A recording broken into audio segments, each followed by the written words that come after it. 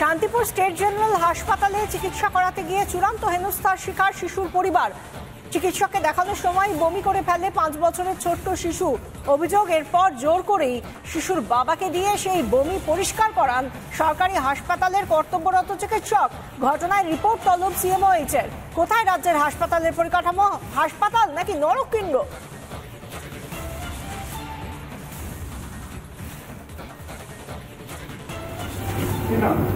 উনি সরকারি অফিসার, আমি সরকারি অফিসার, আমাকে যদি পরিষ্কার করতে হয় ভিডিও করবে না।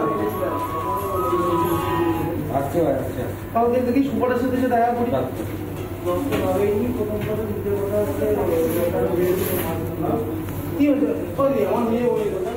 কালকে আমি আমার মেয়ে 5 বছর বয়স, তাকে নিয়ে আমি হসপিটালে এসেছিলাম বমি জ্বর এইসব ব্যাপার নিয়ে। আসার পরে ইমার্জেন্সিতে আমি যখন ডাক্তার দেখানোকালীন অবস্থায় আমার মেয়ে বমি করে ফেলে। ওখানকার যে কর্তব্যরত ডাক্তারবাবু ছিলেন, সেই বমিটা আমাকে জোরপূর্বক, কি নাম তার, যত সম্ভব তন্ময় সরকার, উনি আমাকে জোরপূর্বক সেই বমিটা পরিষ্কার করায় এবং বলে সুইপার নেই, এটা আপনাকেই করতে হবে। তখন আমি বাধ্য হয়ে করি। এটাতে আমি মনে করি যে এটা সরকারি হাসপাতালে রোগীর আত্মীয়কে দিয়ে বমি পরিষ্কার করানোটা খুব লজ্জাজনক এবং আমি মনে করি আমার মান সম্মানহানি হয়েছে। ভিডিওতে দেখা যাচ্ছে যে আপনি বলছেন যে ট্রেনে বাসে গেলেও তো বমি পরিষ্কার করেন, তাহলে এখানে কেন করবেন না, এবং আপনি যেখানে খুশি আমার নামে কমপ্লেন করতে পারেন। এই ভিডিও আমার যেহেতু রাত্রে কোনো সুইপার ছিল না, তাহলে আমাকেই বমিটা পরিষ্কার করতে হতো।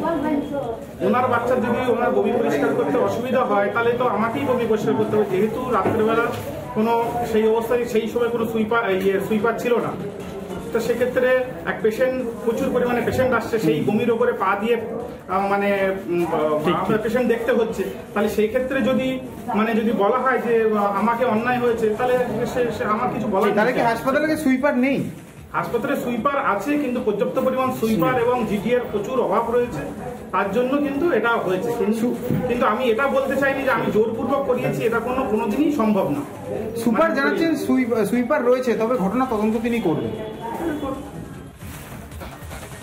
আমাদের সঙ্গে সরাসরি এই মুহূর্তে রয়েছেন আমাদের প্রতিনিধি পলাশ, এই মুহূর্তে রয়েছেন আমাদের সঙ্গে। পলাশ, আমরা গতকালের ঘটনার পর জানি সিএমওএইচ এর তরফ থেকে রিপোর্ট তলব করা হয়েছে। অভিযুক্ত চিকিৎসক কি আজ ডিউটিতে এসেছেন? যারা রোগী ও রোগীর পরিজনরা এই মুহূর্তে হাসপাতালে আসছেন, তারা কি বলছেন? যথেষ্ট পরিষেবা তারা কি পাচ্ছেন? তারা কি সন্তুষ্ট? সাফাই কর্মীর কি দেখা মিলছে? একদমই, দেখো গোটা রাজ্য জুড়ে স্বাস্থ্যের কিন্তু বেহাল অবস্থা। ঠিক তারই একটা নগ্ন এবং রুগ্ন চেহারা ধরা পড়লো নদিয়ার শান্তিপুর স্টেট জেনারেল হসপিটালে। এই হসপিটালে যে চিকিৎসা করাতে এসেছিলেন, সেই রোগীর বাচ্চাটা কোনো কারণে সে ভমিটিং হয়েছিল, বমি করেছিল, আর সেই শাস্তি পেতে হয়েছিল তার বাবাকে। অর্থাৎ কিনা তার বাবাকে হাত দিয়ে পরিষ্কার করতে হয়েছিল বমি। এই নির্মম ঘটনার পর নড়ে চড়ে বসে স্বাস্থ্য দপ্তর। যেটা আমরা হসপিটাল সূত্রে খবর পাচ্ছি, এই ঘটনার পর যে অভিযোগকারী বাবা, তিনি হসপিটাল সুপারের কাছে অভিযুক্ত চিকিৎসকের নামে লিখিত অভিযোগ করেছিলেন। সেই অভিযোগের তদন্তে হসপিটাল থেকে কিন্তু তার বিরুদ্ধে শোকজ করা হয়েছে এবং স্বাস্থ্য দপ্তর থেকে সিএমএইচকেও রিপোর্ট তলব করা হয়েছে, এমনটাই কিন্তু হসপিটাল সূত্রে খবর। এই ঘটনার পর থেকে শুরু হয়েছে রাজনৈতিক তরজা। একদিকে যেরকম রাজ্যের শাসক দল, তারা যেরকম চিকিৎসকদের হয়ে সাফাই দিতে ব্যস্ত, আর ঠিক হসপিটালের যে নোংরা একটা নির্লজ্জজনক একটা চেহারা ধরা পড়লো, সেটাকে নিয়েও কিন্তু রাজ্যের বিরোধী দল বিজেপি তারাও কিন্তু যথেষ্ট এই নিয়ে যখন প্রশ্ন উঠছে যে কোথায় এই চিকিৎসা পরিষেবা, কোথায় পরিকাঠামো, তা নিয়ে তো কোনো উত্তর পাওয়া যাচ্ছে না। সাফাই কর্মী নেই, সেই জন্যই নাকি রোগীর বাবাকে পরিষ্কার করতে হয়েছে নোংরা।